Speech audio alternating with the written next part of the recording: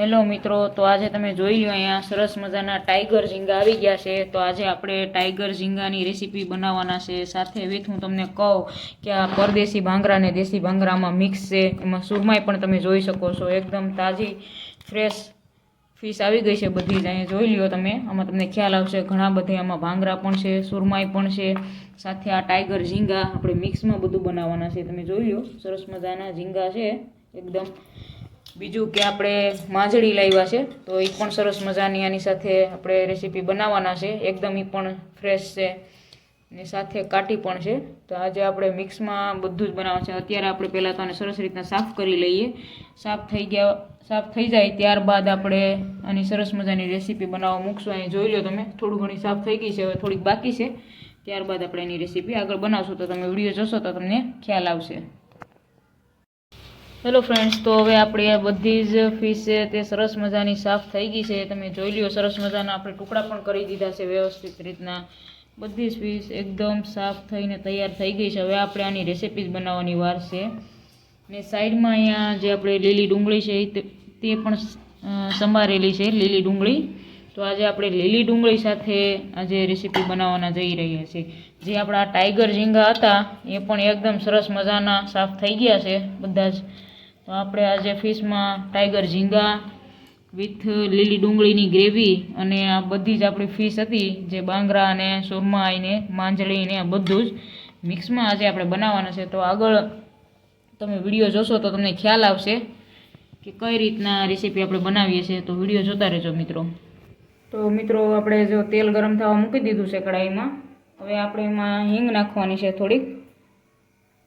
હિંગ નાખવાથી સ્વાદ સરસ આવે। ને અહીં આપણે લીલી ડુંગળી જે છે સમારેલી છે, તે લીલી ડુંગળી હવે આપણે એમાં નાખશું।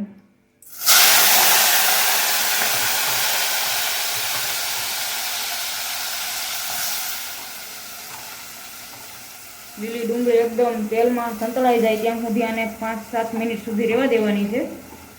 એમાં આપણે એક ટમેટું પણ નાખવાના છે। એક ટમેટું પણ આપણે ઝીણું ઝીણું સુધારી ને એમાં નાખી દઈએ એટલે ખાટું મીઠું શાક સરસ લાગશે।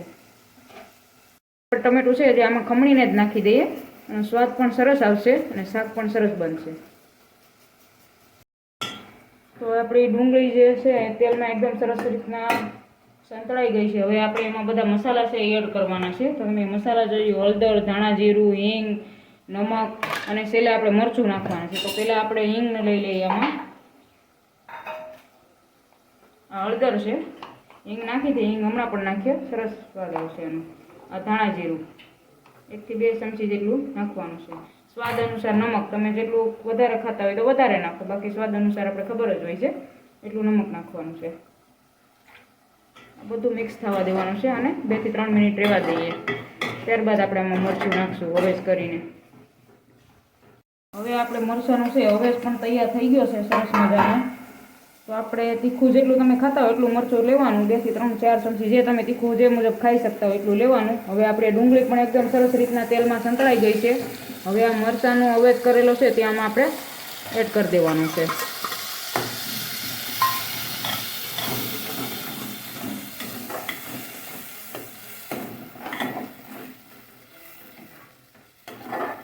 જોઈ લો તમે, સરસ મજાનું એકદમ ગ્રેવી તૈયાર આપણી થઈ ગઈ છે। થોડુંક તીખું પણ બનવાનું છે કેમ કે આપણે થોડુંક વધારે તીખું ખાઈએ છીએ એટલે તીખું રાખવાનું છે, બરાબર। હવે અહીં સાઈડમાં તમે આપણી સાફ થયેલી ફિશ જોઈ લો।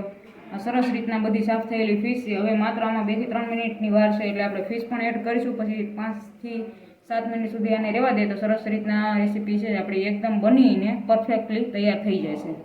તો તમે આગળ જોજો મિત્રો વિડીયોમાં।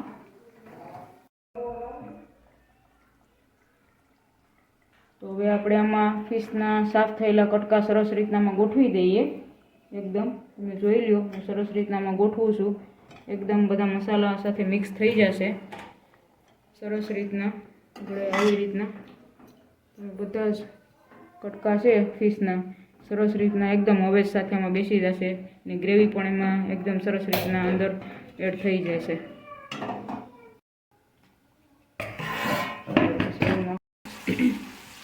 સરસ રીતના થોડોક રસો પણ રાખવાનો છે। બધા જ જે ફિશના કટકા છે એ રસામાં અંદર સુધી ડૂબી ગયા છે. તો આપણે હવે એના ખાલી 5 મિનિટ રહેવા દઈશું. ત્યારબાદ આ એકદમ સરસ મજાની રેસીપી આપણી બની જાય. પછી હું તમને બતાવું કે એકદમ આપણી રેસીપી સરસ મજાની તૈયાર થઈ ગઈ છે બનીને. તમે જોઈ લો, એકદમ સરસ મજાનું તીખું બનવાનું છે શાક મચ્છીનું. ટાઈગર ઝીંગા છે સાથે એટલે આજે મજા પડી જવાની જમવાની. તો મિત્રો, આપણી સરસ મજાની રેસીપી તૈયાર થઈ ગઈ છે. મિક્સ ટાઈગર ઝીંગા અને આપણે જે બાંગરા અને બધું હતું સુરમાઈને, તો એકદમ તમે જોઈ શકો છો તીખું તમતમતું સ્વાદિષ્ટ રેસીપી ફિશની તૈયાર થઈ ગઈ છે. સાઈડમાં આપણે રોટલા પણ છે. તો હવે આપણે આજે જમવાના છે સરસ મજાનું આ. તો ચાલો આજે જમી લઈએ.